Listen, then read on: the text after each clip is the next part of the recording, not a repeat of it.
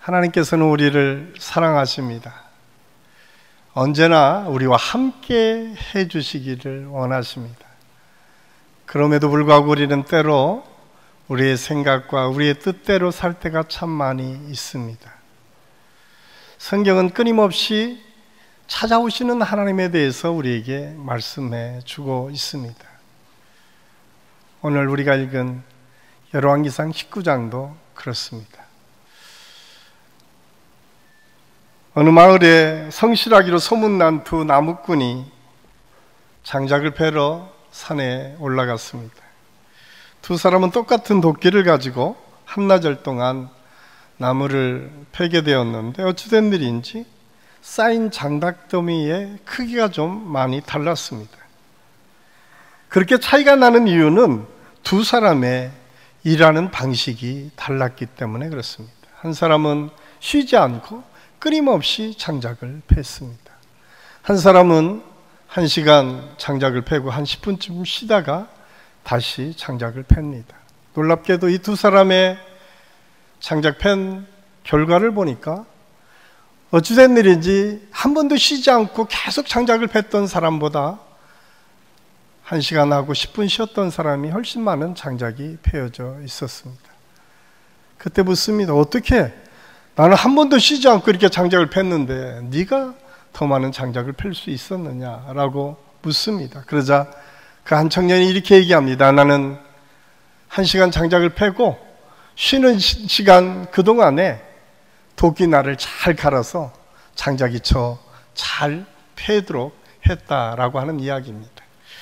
우리는 종종 휴식의 중요성을 잊고 살 때가 참 많이 있습니다. 무조건 열심히 하기만 하면 잘 될 것이라고 하는 착각을 하기도 합니다.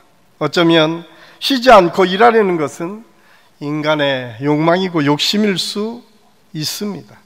남들보다 더 많은 성과를 내야 한다는 강박관념일 수도 있습니다. 전남대 의대 이유석 박사가 쓴 30년 만의 휴식이라고 하는 책에서 휴라고 하는 내담자를 등장시켜서 그는 열심히 일만 하다가 갑자기 퇴직하라고 하는 명령을 받습니다. 그리고 상담을 받기 시작하면서 일할 때는 미처 깨닫지 못했던 여러 가지들을 발견하게 됩니다. 가장 먼저는 사람들과의 관계가 얼마나 중요한지를 깨닫게 됩니다. 또한 가족관계 안에서 내가 잘못하고 있는 것이 무엇인지를 발견하기를 시작합니다. 이를 통해서 이무석 박사는 우리 안에 있는 무의식의 세계가 얼마나 우리의 삶에 지대한 영향을 끼치는지에 대해서 말하고 있습니다. 그러면서 휴식은 이렇게 내면을 들여다보는 아주 중요한 시간임을 강조하고 있습니다. 휴식을 잘 사용하고 자기를 잘 성찰함으로써 더 큰 일들을 할 수 있다는 이야기입니다.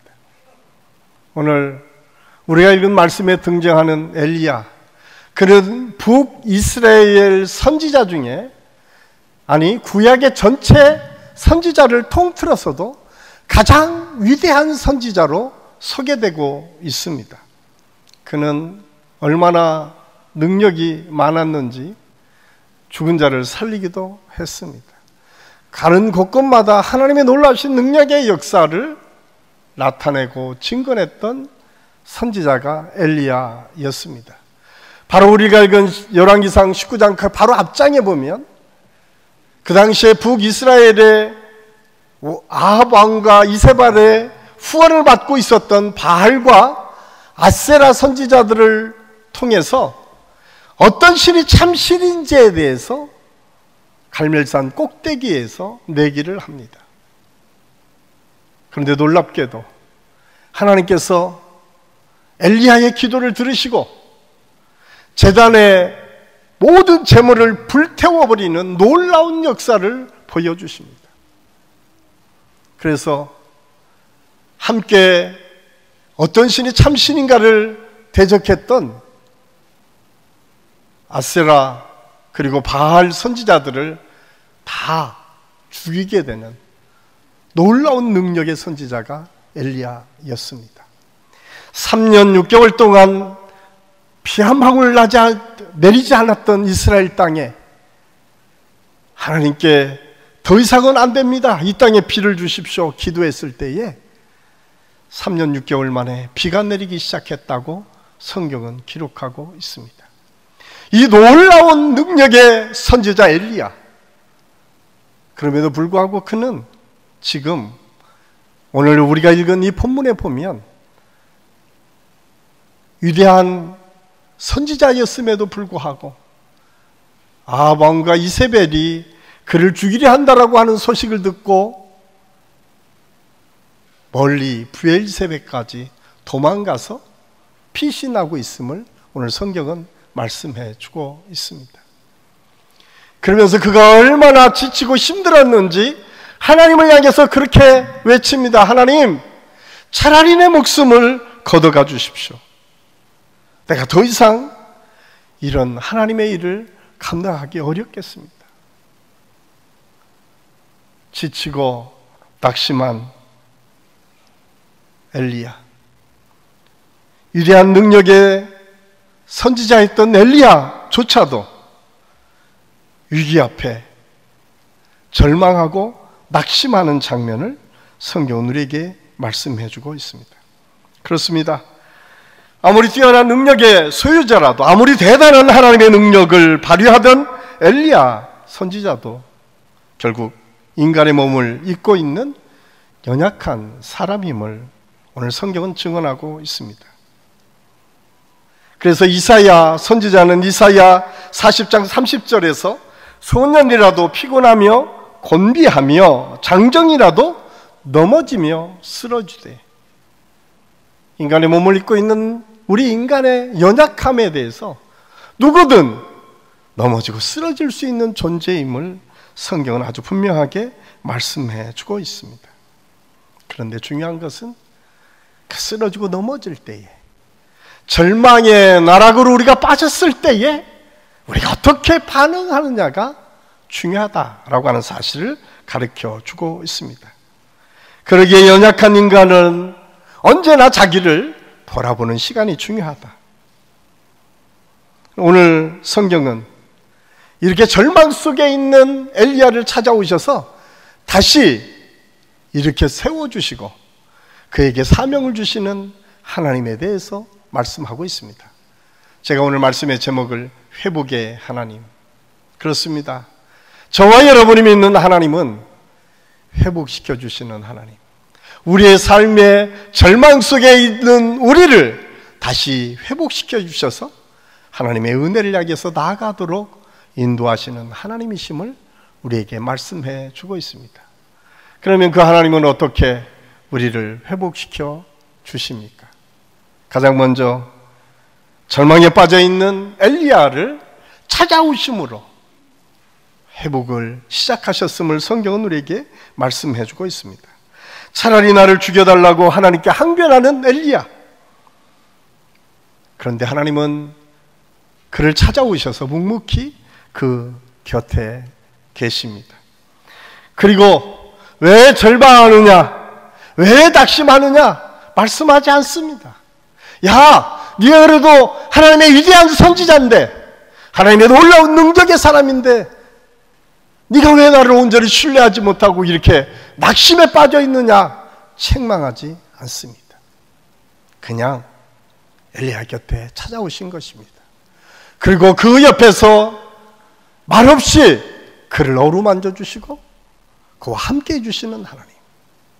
그렇습니다. 우리 하나님은 때로는 우리가 지치고 힘들 때에 우리를 그냥 버려두지 않으시고 우리에게 찾아와 주시고 말없이 우리를 곁에서 지켜주시고 보호해 주시는 하나님이심을 여러분 믿으시기를 바랍니다. 여러분, 그 하나님은 오늘 말씀에 보면 두 번이나 반복적으로 절망의 나락에 짐을 지고 있는 엘리야를 로뎀나무 아래로 찾아오십니다. 이것이 하나님의 사랑의 속성입니다. 본질적으로 사랑이신 하나님의 모습이다, 라고 하는 사실을 가르쳐주고 있습니다. 하나님은 포기하지 않습니다. 이 정도 위대한 지도자가, 위대한 능력자가 좌절하고 낙심하면 얼마든지 책망할 수 있는 근거들이 있었음에도 불구하고 하나님은 그를 포기하지 않으시고 그를 사랑하심으로 잠잠히 지켜보시고 그와 함께 하시는 분이시다. 성경은 우리에게 말씀해 주고 있습니다.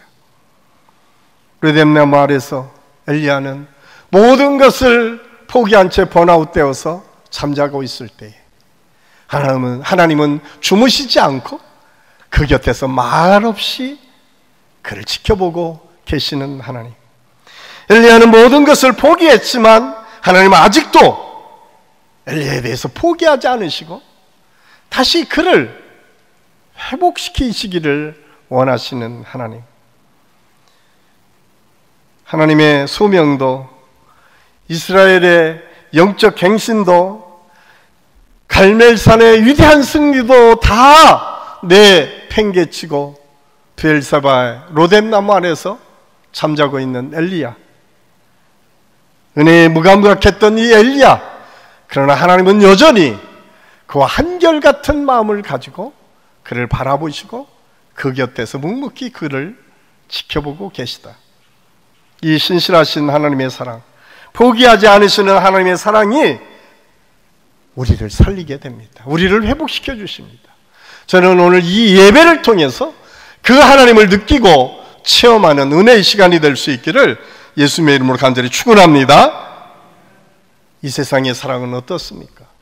조금만 내 생각과 달라도 금방 변해서 내가 조금 한눈만 팔아도 언제든지 다른 사랑으로 쫓아가는 것이 세상 사람들의 사랑의 모습입니다. 그런데 하나님께서는 한번 사랑하신 하나님께서는 결코 포기하지 않으시고 마지막까지 지켜보십니다. 그래서 찬송가 오 신실하신 주는 이런 가사가 소개되어 있습니다. 오 신실하신 주 내 아버지여 늘 함께 계시니 두려움 없네. 그 사랑 변찮고 날 지키시며 어제나 오늘이 한결같네. 그렇습니다. 하나님의 사랑은 한결같은 사랑입니다. 포기하지 않으시고 묵묵히 우리를 지켜보시고 마침내 회복의 때까지 기다리시는 하나님의 사랑, 그 사랑이 오늘 회복의 하나님의 사랑의 출발임을 오늘 우리에게 말씀해 주고 있습니다. 찾아오신 하나님은 엘리야를 그렇다면 어떻게 회복시켜 주셨습니까? 천사를 보내어 어루만져 주십니다. 5절을 보면 로뎀나무 아래에 누워 자더니 천사가 그를 어루만지며 그에게 이르시되 일어나 먹으라 하는지라. 하나님께서 천사를 보내어 어루만지게 하십니다. 절망의 늪에 빠져 영적으로 탈진하고 잠을 자고 있는 엘리야를 어루만져 주시는 하나님, 그 사랑의 모습을 한번 상상해 보십시오. 하나님은 마치 극도로 절망 가운데 고통으로 지쳐 쓰러져 있는 엘리야를 마치 어머니가 갓난아기를 안아주시는 것처럼 그를 안고 부드럽게 어루만져 주신다고 하는 사실을 오늘 성경은 우리에게 말씀해 주고 있습니다. 여기에서 하나님의 어루만지심이란 단순히 그냥 안고 피부 접촉하는 것으로 끝나지 않습니다. 엘리야의 전인격을 어루만져 주시는 하나님의 치유의 손길을 의미합니다. 지칠 대로 지쳐 피곤한 육체의 중심을 잃어버린 그 영혼을 감싸주시는 하나님의 격려와 치유의 손길입니다. 이 어루만지다라고 하는 히브리어 원어는 나가으라고 하는 말로 쓰여져 있는데 이 뜻에는 격려와 치유뿐 아니라 다시 사명을 회복하도록 능력을 부어주시는 것이라고 하는 의미가 그 속에 포함되어 있습니다. 이처럼 하나님은 시리와 절망에 빠진 엘리야에게 위로와 회복을 주십니다. 사실 구약의 시대만 이런 하나님의 이루가 있었던 것이 아닙니다. 위대한 사도 바울이 힘들고 지치고 어려울 때마다 언제나 그를 품으시고 안으시고 도우시는 예수 그리스도의 손길을 그는 느꼈습니다. 그래서 그가 몇 번씩 옥에 갇히고 죽음의 길목에 가는 그 순간에서도 사명을 잃지 않고 다루지 일어설 수 있었던 것은 그 주님의 이루와 함께 하심을 느낄 수 있었기 때문에 그렇습니다. 그는 그 주님을 이렇게 노래합니다. 고린도후서 1장 3절 4절 말씀 우리 다 같이 함께 읽겠습니다. 찬송하리로다. 그는 우리 주 예수 그리스도의 하나님이시요 자비의 아버지시요 모든 이루의 하나님이시며 우리의 모든 환난 중에서 우리를 이루하사 우리로 하여금 하나님께 받은 이로로서 모든 환난 중에 있는 자들을 능히 이루하게 하시는 이시로다. 아멘.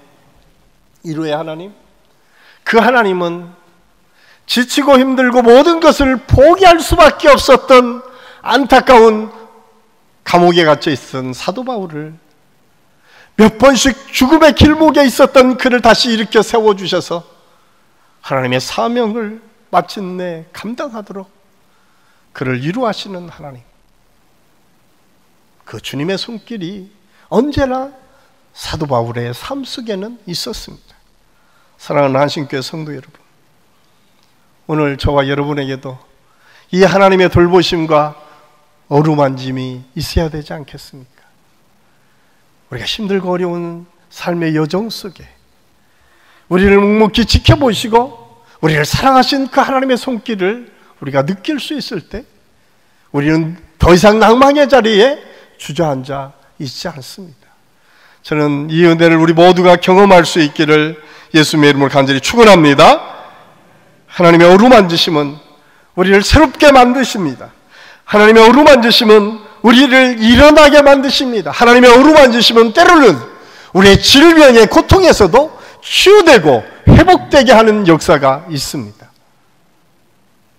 저는 이 하나님의 어루만지심이 혹시 이 자리에 혹시 여러분 예배 속에 있는 가정에서 예배드리는 모든 분들의 그 질병에도 하나님의 이 어루만지심이 임할 수 있기를 간절히 소원합니다. 그래서 치유의 회복의 역사, 절망 속에 있었던 엘리야를 하나님께서 다시 회복해 주시는 그 능력이 있었던 것처럼 질병 때문에 지치고 힘들고 어려운 우리 성도들의 그 아픔 현장에서 하나님의 치료와 회복의 역사가 있는 것, 이걸 경험하게 하시는 분이 회복의 하나님이심을 깨닫고 우리 모든 성도들이 그 하나님을 기대하고 소망하는 은혜의 시간이 될 수 있기를 간절히 소원합니다. 두 번째로 회복의 하나님은 엘리야의 육체의 필요를 채워주십니다. 하나님은 엘리야를 어루만져서 일으키시고 그에게 먹으라고 말씀하십니다. 그래서 엘리야가 눈을 들어보니 떡에 먹을 것이 준비되어 있었음을 알 수 있습니다. 5절에서 7절 말씀인데 우리 같이 읽겠습니다. 로뎀나무 아래 누워 자더니 천사가 어루만지며 이르되 일어나서 먹으라 하는지라. 본즉 머리맡에 숯불에 구운 떡과 한 병물이 있더라. 이에 먹고 마시고 다시 누웠더니 여호와의 사자가 또 다시 와서 어루만지며 이르되 일어나서 먹으라. 내가 길을 이기지 못할까 하노라 하는지라. 아멘. 하나님께서 회복시키시는 방법은 아주 간단했습니다. 그것은 일상을 회복시키는 거였어요. 어떻게 보면 하나님이 하시는 일을 생각하면 우리는 좀 더 큰 역사를 기대할 수 있습니다. 하나님께서 나타나셔서 바로 엘리야를 일으키셔서 이제 아합의 왕 앞에 가서 그에게 이세벨을 물리치고 아합을 죽이고 이런 역사를 기대할 수 있습니다. 그런데 하나님은 너무 단순하고 너무 쉬운 일을 시작하십니다. 그것은 지쳐있는 엘리야에게 어루만져 주실 뿐만 아니라 먹이시는 거였어요. 여기에 우리에게 가르쳐주는 아주 중요한 실제적인 교훈이 있습니다. 하나님은 엘리야의 영적 침체가 단순히 영적 침체로부터 오는 것뿐만 아니라 우리의 육체적인 약함을 통해서 올 수 있다고 하는 사실을 말씀을 통해서 가르쳐주고 있습니다. 그래서 엘리야의 영적 회복과 활기찬 영적 사역을 위해서는 먼저 육체적인 필요를 채워주시는 것에 있음을 우리 하나님은 보여주고 계십니다. 하나님께서는 이미 엘리야의 사역하는 모든 환경 속에서 그렇게 채워주시는 역사를 경험하도록 엘리야를 인도해 주셨습니다. 우리가 잘 아는 것처럼 그리 시냇가에서 지쳐 쓰러져 있었던 엘리야에게 까마귀가 떡을 먹여주시는 은혜를, 떡과 고기를 공급해 주시는 은혜를 경험하게 됩니다. 사르밧 과부에게 모든 것이 포기되어서 더 이상 이제 기름 한 방울과 얼마 남지 않는 밀가루를 가지고 떡을 만들어 먹고 더 이상 아무런 기대가 없어서 죽어야겠다고 하는 생각하는 그에게 그릇을 준비케 하시고 기름을 부어주심으로 다시 육체의 필요를 채워주시고 새로운 길을 열어주셨다. 성경은 그렇게 말씀해주고 있습니다. 엘리야를 사역자로 불러 쓰시면서 언제나 그의 육체적 필요를 궁핍하게 내두지 않으시고 언제나 풍성하게 채워주시는 하나님의 은혜가 있었음을 성경은 우리에게 말씀해주고 있습니다. 저는 오늘 이 말씀을 통해서 우리 한신교회 여러분들이 사역을 하고 여러분의 하나님의 일들을 감당한 충분한 육체적 필요가 하나님의 은혜로 채워질 수 있기를 예수님의 이름으로 간절히 축원합니다. 우리가 기억해야 될 것은 훌륭한 영적 삶을 위해서는 육체적 필요를 무시하면 안 된다라고 하는 사실입니다. 그래서 가끔 우리에게는 휴식이 필요합니다. 우리 인간을 위하여 하나님께서 휴식을 주셨어요.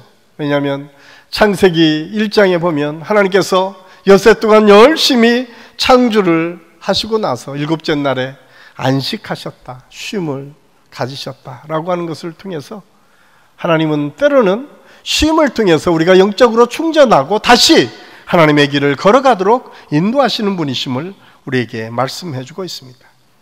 우리 인간에게 안식하는 시간, 쉼과 휴식의 시간은 그만큼 중요하다. 그런데 더 중요한 것은 이것을 통해서 하나님께서는 우리를 먹이시고 우리를 능력 있게 만드시기 위해서 육체적 필요를 끊임없이 채워주신다라고 하는 사실입니다. 그래서 교회 안에서도 이러한 일들이 많이 이루어져야 됩니다. 그래서 목장 안에서 우리 식탁을 통해서 교제하는 것은 너무나 중요합니다. 그래서 밥 먹는 것이 굉장히 중요해요. 제가 2부 때도 말씀드렸지만 우리 한신교회에 밥 사는 분들이 많은 교회가 될 수 있기를 바랍니다. 우리 2부 때도 그렇게 밥 사시는 분들이 많은 교회가 될 수 있기를 바랍니다. 새로 오신 분들이 있으면 무조건 밥을 사서 함께 은혜를 나눠야 돼요. 왜냐하면 밥 먹는 교제를 통해서 힘을 얻고 위로를 얻을 수 있기 때문에 그렇습니다. 그래서 초대교회 안에서도 끊임없이 가장 먼저 행했던 것은 떡을 떼며 사랑의 교제를 나눴다라고 성경은 끊임없이 기록하고 있습니다. 우리가 영적인 회복을 할 때에 사명을 다시 이 땅에서 줄 때도 하나님께서 먼저 하신 일이 이렇게 육체적으로 먹이는 일이었어요. 우리가 잘 아는 것처럼 요한복음 21장에서도 예수님께서 부활하신 다음에 제자들에게 사명을 주실 때 어떻게 하셨습니까? 먼저 예수님이 가셔서 아침을 준비하시고 제자들을 먹이시고 있음을 알 수가 있습니다. 요한복음 21장 12절 13절 말씀 우리 한번 같이 읽겠습니다. 예수께서 이르시되 와서 조반을 먹으라 하시니 제자들이 주님이신 줄 아는 거로 당신이 누구냐 감히 묻는 자가 없더라. 예수께서 가셔서 떡을 가져다가 그들에게 주시고 생선도 그와 같이 하시니라. 아멘. 부활의 예수님께서 우리에게 바로 사명을 주시기 전에 바로 이어서 베드로에게 내 양을 치라, 내 양을 먹이라, 사명을 다시 주시는데, 그 전에 예수님께서 하신 일이 조반을 준비해서 밤새도록 그물을 던졌던 제자들을 쉬게 하시고 먹여주셨다. 교회 안에서 우리가 하나님의 사랑을 함께 나눌 때에 필요한 것은 무엇인가? 육체적 필요를 채워줄 수 있을 때에 더 건강한 공동체로 성장해 갈 수 있다고 하는 사실을 성경은 우리에게 말씀해 주고 있습니다. 엘리야는 이제는 더 이상 지쳐서 모든 것을 포기하고 차라리 나를 죽여주세요 탄원하는 선지자가 아니었습니다. 이제 먹고 힘을 얻어 하나님의 산 호렙에 이르기까지 40주야를 달릴 만한 힘을 얻었던 선지자로 변화되었음을 알 수가 있습니다. 사랑하는 한신교회 성도 여러분, 지금 우리는 어떤 힘이 필요합니까? 여러분, 우리 교회 안에 어떤 지체가 우리의 나눔과 섬김이 필요합니까? 한번 곰곰이 생각해 보십시오. 그리고 그걸 놓고 우리가 함께 기도해야 됩니다. 하나님, 내가 우리 교회에 있는 성도들을 충분히 섬길 만한 물질을 주시고 시간도 주시고 그런 마음도 주십시오. 이런 기도의 제목을 통해서 우리 교회가 이런 육체적 필요를 채워줄 뿐만 아니라 그에게 힘을 주셔서 다시 하나님의 은혜를 향해서 나아갈 수 있도록 함께하는 그런 축복의 역사가 우리 한신교회 안에서 계속 이루어질 수 있기를 예수님의 이름으로 간절히 축원합니다. 마지막으로 회복의 하나님은 사명을 확인시켜 주십니다.